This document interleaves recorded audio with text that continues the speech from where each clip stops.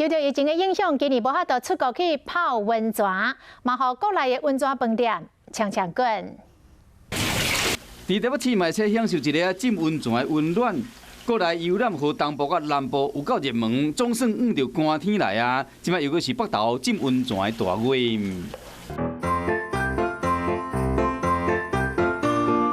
浸完温泉过使食点心，今年北投温泉饭店为了挽救疫情期间流失的人气，将拍节延续到大月。浸温泉食点心，两个人做伙去，唔免3000块。都是去日本啊，然后现在的话就是刚好就在北投这边找。其实从10月开始，在泡汤的人潮就一直在涌现。那跟往年大概在11、2月才会有比较多的泡汤人潮比的话，今年其实是有提早的。无到去日本浸温泉，过去将钱开伫国内游览，只要是温泉的热门地区，像苗栗的泰安温泉，拢会使感受到这股疫情的商机。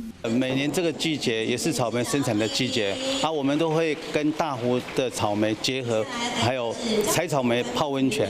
连南投北港客温泉嘛，真情为浸温泉到大的结合边的风景区，扩大游览的效应。